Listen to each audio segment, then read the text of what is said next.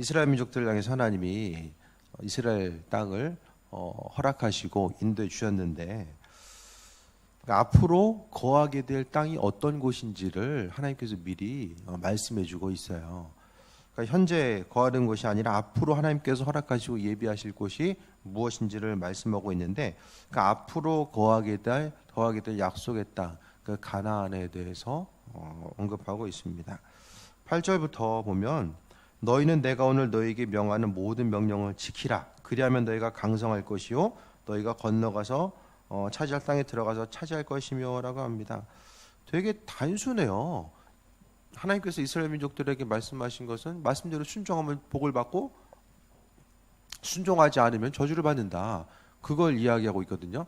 그런데 한 가지 감사한 것은 하나님이 성경을 통해서 그분이 뜻과 인도하심이 무엇인지를 말씀해 주셨잖아요. 성경 말씀이 없는 상태에서 하나님이 말씀대로 지키면은 살고 안 지키면은 죽는다라고 했을 때에, 그럼 뭐가 하나님 말씀이고 되게 혼란스럽겠죠.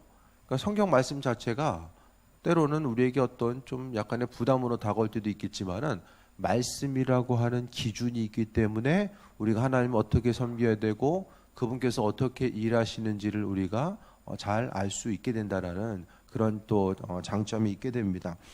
앞으로 들어가서 차지할 땅, 가나안 땅에 들어가서 하나님께서 이스라엘 민족들에게 강성할 것에 대해서 말씀하고 있고, 또 그 전제 조건을 순종함에 대해서 말씀하고 있습니다. 순종하면은 예전에는 참 익숙한 단어였어요.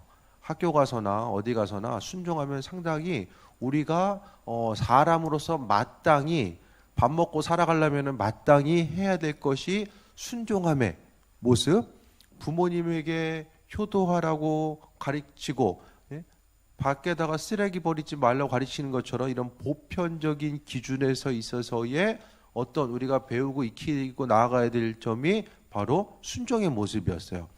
근데 점점 시대가 가면 갈수록 순종하면은 뭔가 개인의 자율성과 또 개인이 누려야 될 많은 것들을 뭔가 좀 억압받고 눌림받음에 있어서의 어떤 대명사처럼 이야기하는 것이 순종처럼 보이잖아요. 너무나도 이제 학교 다니는 애들도 보면은 한 반에 여러 명이 있어도 다 다른 아이들이 있잖아요. 그 안에서 뭐 생각 비슷한 점이 뭐가 있겠습니까? 다 다른 아이들인가 마찬가지예요. 그러니까 그 아이들을 하나의 통일된 언어를 통해서 말씀에 대해서 가르치고자 했을 때, 이 학교에서도 그렇고 마찬가지로 가르치고자 했을 때에 그 아이들이 순종하는가? 상당히 어려운 문제라는 거예요. 초등학교도 3학년까지는 애들 가르치면 할 것 같아. 초등학교 9학년부터는 월급 배는 올려줘야 된다고 생각을 해요, 저는. 초등학교, 중고등학교 많이 받아야 돼요, 그분들.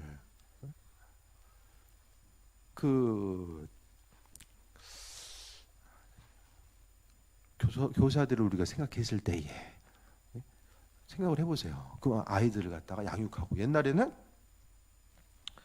순종함에 대해서 안 되면은 그냥 후지로 폐기라 되잖아요.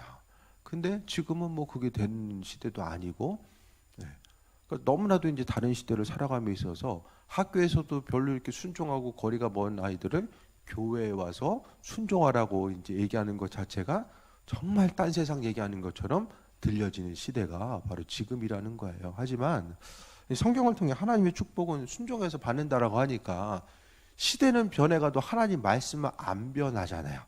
뭐 말씀이 뭐 이렇게 개정판이 나와가지고 뭐 말투는 바뀌고 뭐 단어 사용이 이제 조금 더 알아듣기 쉽게 이렇게 매끈하게 하는 건 있지만은, 성경이 뭐 시즌 1, 2, 3 해가지고 계속 나와가지고 시대적 상황을 반영해가지고 뭐 애들이 이제 일어나기 힘드니까 성경에 예배는, 애들 예배는 한 애들 다 이제 일어나가지고 이제 오후 한 3, 4시쯤 드려라. 뭐 성경에 그런 내용. 그러니까 이제 애들 생각하면은 이제 시대적인 분위기를 맞춰 나가면은 11시는 애들 새벽이거든요, 사실. 학생 청년들에게 오전 11시는, 주일 11시는 우리는 예배하는 시간인데 애들한테는 새벽이에요. 여전히 잠을 자고 있어야 될 그 시간인 거죠. 그러니까 앞으로도 정말 이런 것들에 대해서 좀 심각하게 논할 필요는 있는데, 그래도 어쨌든 간에 교회와 전통 가운데서 하나님께서 순종에 대해서 말씀하셨으니까 그 말씀에 대해서 우리가 접해가는 과정이 이제 중요한 것이고, 하지만은 세상이 어떻게 변해가든지 간에 하나님 말씀은 이 파괴력이 있다라는 거예요. 모든 시대를 아우를 수 있는 그 파괴력이 성경 말씀. 그러니까 성경은 2000년, 3000년의 시간을 살아온, 견뎌온 것이 바로 이 성경 내용이거든요. 시대를 살아가면서 성경 내용이 시대적인, 하나님 말씀이 시대적인 배경과 완벽하게 일치를 이루어가지고 이대로만 살면은 소망과 빛이 발견되겠구나, 그런 시대는 없어요. 하나님께서는 세상 바라보면서 믿음을 요구하셨고, 믿음으로 말씀에 반응하는 한 사람 한 사람을 통해서 그분의 역사를 이루어 오셨음을 우리가 보게 됩니다. 9절에 여호와께서 너희 조상들에게 맹세하여 그들과 그들의 후손에게 주려고 하신 땅, 곧 젖과 꿀이 흐르는 땅, 농업과 목축업이 된다라는 것이 젖과 꿀이 흐른다라는 내용이에요. 그러니까 젖은 이제 그 양젖을 이야기하고, 꿀은 대부분 이제 이야기하는 것이 대추야자를 또 이야기합니다. 그래서 너희의 날이 장구하리니라고 이야기합니다.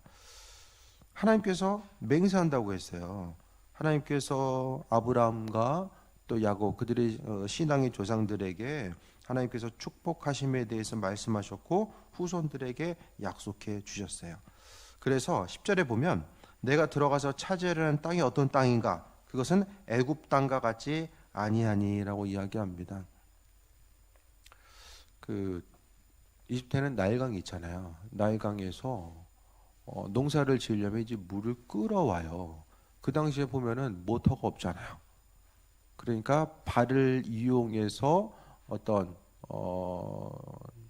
그 기구들을 이제 움직이는 거, 그런 거, 이제 사람의 발을 움직임을 통해서 물을 이쪽에서 이쪽으로 옮길 수 있는 그런 장치들을 이용해서 사람이 노력해야지만이 농사를 짓고 살아갈 수 있는 땅이 바로 애굽 땅이었는데, 하나님께서 주시고자 한 땅은 어떤 땅이냐면은 파종 후에 발로 물대기를 하는 것이 아니라 11절에 보니까 너희가 건너가 차지할 땅은 산과 골짜기가 있어서 하늘에서 내리는 비를 흡수하는 땅이다라고 말씀하고 있습니다.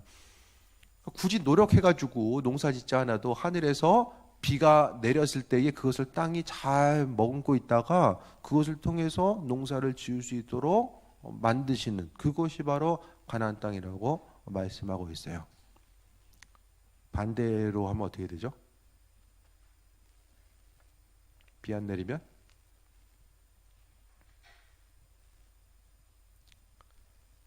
비 안 내리면 어떻게 돼요? 그대로 죽는 거예요. 그러니까 애굽 땅 그 엘리야 시대에 3년 기근이 들었다라는 것은 엄청난 고통을 야기시키는 것에 대해서 또 이야기하게 됩니다.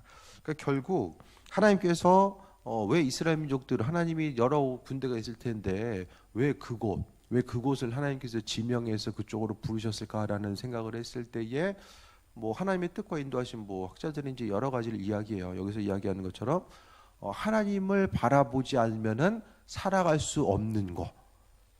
그러니까 사람이 이것도 하고 저것도 할 수 있으면 그거 했을 거예요. 그런데 하나님께서 허락하신 땅 자체는 천수답이 대부분이죠. 물론 거기 요단강이 있긴 하지만은 또 하나님께서 예루살렘이나 산지 쪽은 주시지 않으면은 불가능하기 때문에, 또 우리가 알고 있는 것처럼 이스라엘 지역은 북쪽에 유럽이 있고, 그러니까 서쪽에 유럽이 있고 북쪽에 이제 아시아가 있고 남쪽에 아프리카, 세계 대륙을 맞닿고 있는 것이 바로 이스라엘 땅입니다.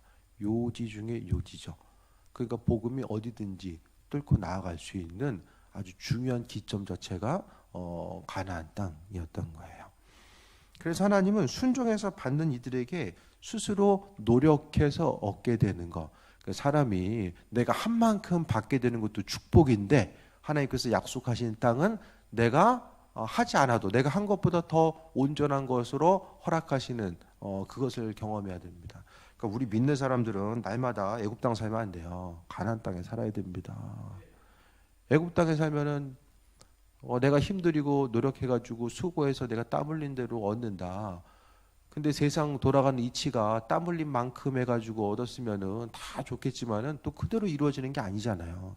그러니까 철저하게 가나안 땅을 산다라는 것은 이건 비가 언제 올까? 이건 이제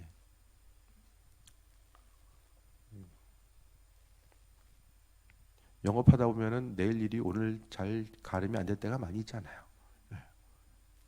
일하다 보면 그럴 때 많이 있잖아요. 교회 부흥도 마찬가지예요. 저 사람 정착해서 등록하겠지 가지고 그래서 등록해서 정착한 사람 별로 없어요. 하나님이 알아서 보내셔서 알아서 거기서 키워가지고 정착하게 하시면 되지만은 뭐 인간적인 노력에 의해서 되는 경우가 별로 없는 것 같아요. 우리 믿는 사람들은 철저하게 하나님께서 이루시고 인도하실 것에 대한 기대함과 소망함을 가지고 살아가는 거죠. 그러니까 비가 언제 올지 모르기 때문에 좀 속으로 조금 어려움이 있을 때가 있어요. 하나님 주셔야지 주시는 거니까. 그러니까 말씀의 순종함을 통해서 우리가 그 다음부터 해야 될 것은 기다리는 거예요. 기다리는 거. 하나님의 이끄심과 인도하심, 주실 것에 대한 기대함과 소망함을 가지고 기다리는 거예요. 그래서 12절에 보면 내 하나님 여호와께서 돌보아 주시는 땅이라, 땅 자체가 하나님이 돌보아 주시는 땅이 있다라고 말씀하고 있어요. 사람들도 그렇고 하나님이 돌보시는 사람, 하나님이 돌보시는 기업체와 가정교회가 존재한다라는 것을 이야기합니다. 하나님이 돌보아 주시는 곳은 어떤 곳이냐면은 연초부터 연말까지 하나님 여호와의 눈이 항상 그 위에 있느니라라고 말씀합니다. 하나님의 시선이 항상 그곳을 향해 있어요. 눈에 보이는 내가 저정소에 있어야지만이 어떤 것이 될 것 같고 좀 더 유리한 환경과 유리한 위치에 있으면 무엇인가가 될 수 있을 것 같은데 세상 사람들 보기에는 가나안 땅보다는 애굽 땅, 그 풍성함을 누릴 수 있고 그 나일강이 주는 그 풍성함, 물에 의존해서 농사를 지을 수 있는 땅이 훨씬 더 유리한 땅처럼 보여지거든요. 근데 믿는 이들에게서 중요한 것은 우리가 구할 것은 하나님의 시선이 머무는 것. 그 시선이 잠깐 있다 없는 것이 아니라 연초부터 연말까지 1년 내내 하나님이 그 땅을 주목하고 있는 것이 바로 가나안 땅이다. 그러니까 애굽과 가나안 땅을 비교해서 중요한 것은 먹고 살기에는 좀 가나안 땅이 척박할 수 있어요. 하지만은 내가 수고하고 노력하는 대신 하나님께서 함께 하시고 인도하시는 거. 그러니까 우리가 가나안 땅에 대해서 생각했을 때 이 어떤 천국의 개념과도 이야기하잖아요. 요단강 건너면은 가나안이거든요. 요단강 건너면 천국 간다고 이야기하잖아요. 그러니까 우리가 장례식 찬송이 따로 있는데 맨날 익숙하다 보니까 며칠을 그게 장례식 찬송이 아니에요. 원래 천국에 대한 소망감 자체가 항상 있어야 되는데 이 장례 때면 우리가 천국에 대한 소망 갖고 또 좀 있으면 정신줄 이제 다 잊어버리죠. 그게 이게 반복되는 게 별로 이렇게 성경적이지 않아요. 그러니까 어쨌든 천국이 천국이고 가나안 땅이 젖과 꿀이 흐르는 땅이 될 수 있는 것은 바로 하나님의 시선이 그 속에 있기 때문에 내가 아무리 잘 먹고 잘 살고 평안함이 있어도 그리스도 예수 그분에 대해서 알지 못하고 내가 아무리 기도해도 하나님이 나와 함께 하신다는 사실 자체가 믿어지지 않고 그 인생의 저주가 바로 그거예요. 아무래도 믿어지지 않는 것. 13절 봅니다. 내가 오늘 너에게 명하는 내 명령을 너희가 만일 청종하고 너희 하나님 여호와를 사랑하며 마음을 다하고 뜻을 다하여 섬기면, 처음에 이제 이야기하는 것이 명령을 너희가 청종해야 돼. 들어야죠. 듣고 그 다음에 그 말씀, 들은 말씀이 믿어지고 또 말씀을 마음의 중심에 두고 사랑하고 마음을 다해서 뜻을 다해서 여호와 하나님 섬기는 것이 바로 순종의 모습을 이야기하고 있어요. 그래서 하나님께서 14절에 보니까 여호와께서 너희의 땅에 이른 비, 늦은 비를 적당한 때에 내리시리니라고 합니다. 이른 비는 씨를 뿌릴 때에 오는 그 비, 또 늦은 비는 곡식에 대해서 이제 자라고 거두기 전에 오는 그 비를 이야기합니다. 그래서 하나님께서 너희의 땅에 적당한 때에 내리신다라고 이야기해요. 비가 오는 게 중요한 게 아니라 내일 추수해야 되는데 오늘까지 비 오고 있어요.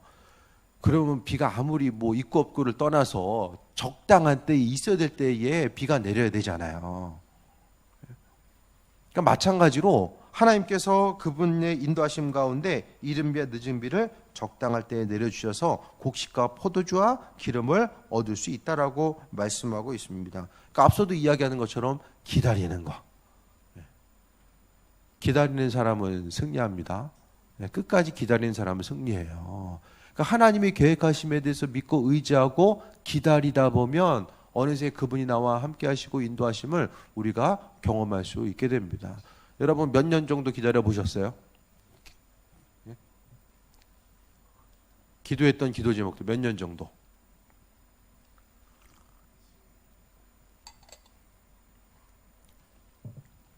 20년 기도해 보셨어요? 20년 기다리셨어요? 네. 제가 성경 기본 15년이라고 말씀드렸죠? 네. 근데 그것도 이제 하나의 구약에서 예로서 보여드리지만 뭐 다 그런 건 아니에요. 또 오늘 기도한 거 내일도 응답할 수도 있고 하나님의 방법 따라서 급하면 급한 대로 또 늦으면 늦은 대로 하지만 그 기도 제목을 통해서 하나님의 이끄심과 인도하심을 우리는 경험해 왔다라는 것을 보게 됩니다. 그래서 오늘 이른 비와 늦은 비를 하나님이 적당한 때에 주신다라고 말씀하고 있어요. 우리에게 가장 적당한 때는 언제입니까? 지금이죠. 주려면 지금 줘야죠. 지금 가장 적당한 때 우리에게 날마다 지금이에요. 내일은 없어. 네, 오늘 끝내야 돼. 근데 하나님은 그게 아닌 거예요. 이거 줘가지고 어떻게 되는지 하나님 아시잖아요. 우리는 몰라도. 경험해 본 다음에 나중에 알지만은 사람 모르잖아요. 그러니까 하나님 잡고 계셨다가 때를 따라 주시는 거예요. 그래서 15절에 또 가축을 위하여 들에 풀이 나게 하시리니 내가 먹고 배부를 것이라 라고 합니다. 들에 풀이 나는 것도 하나님이 풀이 나게 하신대요. 있어야 될 것 먹을 것들 내가 가지고 있는 소유 내가 누리고 있는 것을 온전히 유지할 수 있도록 하나님께서 그 일들을 하고 계신 거예요. 날마다 일어나가지고 직장에 그냥 왔다 갔다 하는 것 같아도 하나님이 풀을 나게 하시는 하나님이 내 삶을 통해서 이루시고 인도하신다라는 것을 이야기하는 거예요. 내 삶을 통해서 준비시키시고 예비하신다라는 그 한 가지 한 가지를 우리가 또 믿음을 통해서 바라볼 수 있어야 됨을 말씀합니다. 그래서 믿는 자로서 가축까지도 먹이신 하나님께서는 또 내가 먹고 배부를 것이다. 우리가 먹고 사는 문제를 해결하시는데 바로 순종하는 이들에게 주신다라는 거야. 근데 16절에 보니까 너희는 스스로 삼가라. 두렵건대 마음에 미혹되어 돌이켜 다른 신들을 섬기며 그것에게 절함으로 라고 합니다. 결국 이 시대의 문제는 하나님 외에 다른 것에 마음을 빼앗기는 것을 이야기합니다. 주님보다 다른 것에 마음을 빼앗긴다는 것은 날마다 그거 생각하는 거. 그러니까 주님보다 날마다 더 많이 생각하고 있는 그것이 바로 삼가해야 될 거라는 거예요. 그러니까 하나님과의 관계성을 막는 거, 그러니까 하나님의 도우심과 인도하심, 그 중심을 빼앗고자 하는 그 부분에 대해서 말씀하고 있어요. 그래서 다른 신들을 섬기고 절하는 거. 그러니까 이 시대가 뭐 이제 우상 숭배, 뭐 다른 신을 섬기는 거, 이제 그것도 있겠지만 중심은 내가 우선순위를 더 두는 것임을 성경은 계속 이야기합니다. 17절에 여호와께서 너에게 진노하사 하늘을 닫아 비를 내리지 아니하여 실제적으로 그랬잖아요. 우상 숭배하니까 아합 왕이 우상 숭배하니까 3년 동안 하늘을 닫았다라고 이야기합니다. 그러니까 해안가에 있기 때문에 그 지중해성 기후에 의해서 비가 있을 수밖에 없는 또 환경이 있거든요. 그런데 하나님께서 닫아 놓으시니까 절대로 없는 거예요. 그러니까 이스라엘 땅에 있어서 서쪽에 해안가가 있기 때문에 비구름은 서쪽에서 다 와요. 동쪽에서 오는 것은 뜨거운 바람, 광풍. 그러니까 곡식을 말리는 그 여러 가지 뜨거운 바람은 동쪽에서 이제 계속해서 불어오게 됩니다. 이 바람 생각하니까 또 갑자기 이스라엘의 그 남쪽 뜨거운 바람. 그 어디죠? 에일랏인가? 화성 생각나네. 곡식이 말릴 수밖에 없어요. 그 사람이 그 1시나 막 2시, 12시에 막 뜨거워가지고 뜨거운 바람이 불면은 그런 것보다 이해가 되잖아요. 밤 9시, 10시인데 한낮하고 날씨랑 똑같아. 뜨거운 바람이 밤 9시, 10시에 계속 부는 거예요. 그런 이제 환경. 그것이 이제 에일랏이면 이스라엘의 가장 남쪽이거든요. 홍해 주변이에요.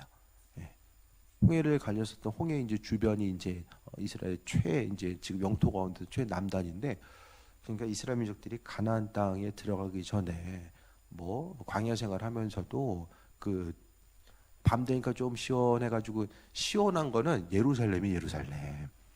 고지가 이제 700~800m 되니까 거긴 좀 시원해요. 몇 년 전에 이제 눈 온 사진도 이제 있더라고요. 그런데 나머지는 상당히 이제 힘들고 열악한 그 척박한 상황이 있는 거죠. 거기다가 뜨거운데 하나님께서 하늘을 닫아 비를 내리지 않는 거, 그 비를 내리지 않는 것은 이스라엘 민족들이 우상 숭배했을 때에 너희가 여호와께서 주신 아름다운 땅에서 속히 멸망할까 하노라. 하나님이 개입하심이 없었으면 이스라엘 민족들 없어졌어요. 가나안이 가지고 있었던 이 강력한 문화에 다 동화되는 거예요. 그래서 가나안 땅에 들어가가지고 우상 숭배하고 또 어떻게 해야 돼요? 통혼 정책에 의해서 서로 결혼하다 보니까 여러 가지 이제 위기인 거죠. 그대로 두면 하나님이 개입하심이 없었으면 이스라엘 민족들은 없어지는 거예요. 언약의 민족이 없어져요. 그대로 사라져요. 근데 그들이 지금까지 이스라엘 민족을 통해서 올 수 있는 것 자체가 하나님의 은혜라는 거죠. 그러니까 신명기부터 이제 시작해서 우리가 말씀을 통해 쭉 봤을 때에 이토록 하나의 이름을 통해서 지금까지 이스라엘 민족들이 살아남을 수 있는 그 척박한 땅에서 살아남을 수 있는 거, 처음에는 땅이 조그맸어요. 정말 조그맸었는데 주변에 있었던 그 중동 국가들이 이제 눈에 가시거든요, 이스라엘이. 그래서 이제 공동으로 이제 계속해서 3차 전쟁까지 일으키다가 하나님께서 이스라엘 민족들을 승리하게 하셔서 영토가 점점 전쟁에서 넓힌 거예요. 지금의 땅이 오히려 전쟁이 그들에게 기회가 된 거죠. 위기의 순간이 우리에게도 기회가 될 수 있다는 거예요. 그러니까 그것을 통해 봤을 때 하나님은 하나님의 방법대로 일하고 계시고 함께 하시는 거예요. 그러니까 약속 믿고 사는 게 그만큼 중요해요. 이스라엘은 남자나 여자나 군대 다 가야 되거든요. 한 2년 정도 갈 거예요. 근데 군대 갔다 오면 확실히 이제 나라에서 많은 부분 좀 책임져 주는 부분은 있어요. 군대 가야 되고 물가는 또 상당히 비싸요. 영토는 좁고 사람은 이제 계속 이제 해외에서 유대인들이 또 들어오는 경우가 또 많이 있거든요. 지금도. 사람은 조금 더 많아지는데 이제 땅은 좁고, 그리고 세금은 또 상당히 많이 내요. 왜냐하면은 적정한 국방력을 유지하기 위해서 세금도 상당히 많이 내요. 하지만 그 수고를 다 감내하고 이제 나라를 이제 중요하게 여기고 살아가는 거죠. 왜냐? 하나님께서 그 땅을 그들에게 주셨다라고 하는 것 자체가, 모세 오경에 나와 있는 이스라엘 땅은, 그러니까 지금도 이제 이들은 그 팔레스타인 토착민들과 이야기했을 때 이 땅은 성경을 통해서 하나님이 우리에게 주신 땅이다. 그것을 아직도 지금 얘기하는 거예요. 팔레스타인인들이 이 땅에, 가나안 땅의 원래 주인이 아니에요. 신문을 보다 보면은 이스라엘은 뭔가 좀 없어져야 될 이 대상처럼 이렇게 많이 이제 좀 편파적으로 보도가 되는 게 많이 있는데요. 그 땅에 원래 있었던 토착민들이 아니에요. 어쨌든 하나님께서 약속으로 허락하신 땅, 그 인도하신 땅 자체를 하나님께 주시는데 우상 숭배하면은 다 없어진다. 그러니까 결국 우리의 심령을 통해서 이 시간, 우리가 이 저녁 시간, 쉼을 얻기에도 부족한 이 시간 모여서 우리가 말씀을 통해 볼 수 있는 것은 바로 내 인생은 하나님께서 내 인생을 주관하게 하셔서 움직여가게 하셔야지만이 우리가 또 새 힘 얻고 쉼을 얻고 나아갈 수 있어요. 그게 아니면 마음에 여유가 없어요. 날마다 각각의 속한 곳에서 조금 더 탁월성을 나타내야 되고 인정받고 조금 더 확장해 나가기 위해서는 내가 뭘 더 어떻게 해야 되지? 애굽 땅에서 물대 가지고 사는 것처럼 그렇게 힘쓰고 노력해서 살기보다는 내 인생 가운데 하나님께서 이른 비와 늦은 비를 주시고 인도하시는구나. 그것에 대해서 믿음을 보이고 나아가는 거예요. 그 대신 우리가 우상 숭배하지 않고 창조주 대신 여호와 하나님께 마음의 중심을 두고 살아가고자 하는 이 마음의 결단만 있으면 되는 거죠. 그러니까 순간순간마다 우리는 조금씩 앞으로 나아가는 거, 뭐 그것도 중요하겠지만은 하나님께서 하시면은 이제 한 번에 모든 것이 폭발하는 것처럼 빵 하고 터질 때가 있다라는 거예요. 한 방을 기대하고 한탕주의 이야기하는 것이 아니라 하나님 마음에 합한자로서 준비가 되어 있을 때에 나도 예상하지 못했던 하나님의 방법에 의해서 움직여지고 그것을 통해서 하나님의 일하심을 발견하게 된다라는 거예요. 지금까지 이렇게 왔으니까 앞으로도 이렇게 조금씩 갈 거야. 그렇게 기대할 분들 그렇게 기대하시고요. 저는 어쨌든 간에 좀 뭔가 좀 한 번에 허락하신 하나님의 은혜, 특별한 하나님의 은혜가 있지 않을까. 그것에 대한 좀 기대함이 있어요. 이 상태로 10년 더 가면은 100명 되려면 몇 년 걸려야 되는 거예요, 그러면? 15년 더 가야 되잖아요. 15년이면 저도 조금씩 은퇴 준비해야 돼요. 15년 가기보다는 어쨌든 쓰임받을 수 있으면 좀 빨리 쓰임받으면 좋잖아요. 좀 선한 영향력을 미치고, 그러니까 마음과 생각이 온전해져서 다른 사람들 다 그냥 절망한다고 같이 절망하고 있고 힘들다고 하니까 같이 힘들고 있으면은 하나님께서 누굴 사용하시겠습니까? 어쨌든 그 가운데서 믿는 자로서 하나님께 믿음을 보여드리고 또 주님 보시기에 합한 자로서 살고자 하는 한 사람을 지금도 찾고 있다라는 그 사실을 생각해야 돼요. 그러니까 하나님은 어떻게 하면 좀 축복하실, 그러니까 하나님의 축복을 받을 만한 사람을 그 누군가, 그래서 하나님은 끊임없이 찾고 계신 거죠. 그랬을 때에 제가 하나님의 축복을 소유해야 됩니다. 왜? 그것에 대한 분명한 답을 갖고 있어야 돼요. 항상 똑같은 얘기지만 왜? 왜 하나님이 나를 사용하셔야 되고 왜 나에게 부어주셔야 되는가? 그것에 대한 분명한 목표를 가지고 있어줘야 돼요.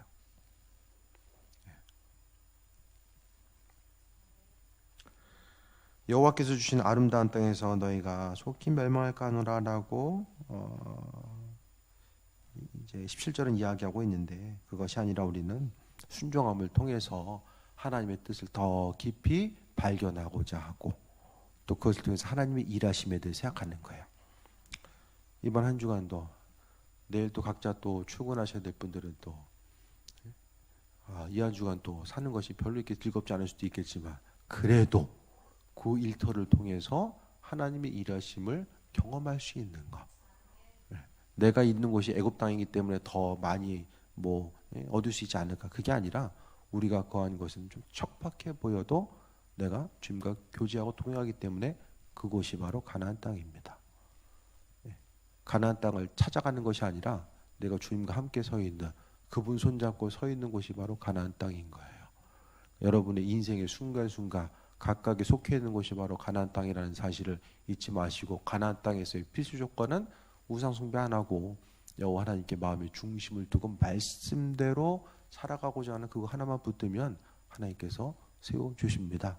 다시 한번 그분의 은혜와 인도하심을 발견할 수 있게 되길 바라고, 순종함을 통해서 하나님께서 이런 복 우리에게 주셨습니다라는 사실을 또 간증할 수 있는 귀한 삶이 되시길 축원드립니다. 기도하겠습니다. 주님 감사합니다. 하나님 말씀대로 또 쓰임받게 하시고 인도해 주셨습니다.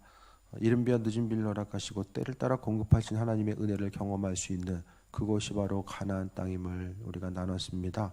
우리의 삶을 통해서 하나님의 손길이 아니면 우리가 살아갈 수 없음을 고백합니다. 주님 뜻대로 이루시고 인도하여 주시며 아버지의 풍성함을 날마다 우리에게 비춰 주옵소서. 감사드리며 예수님의 이름으로 기도했습니다. 아멘.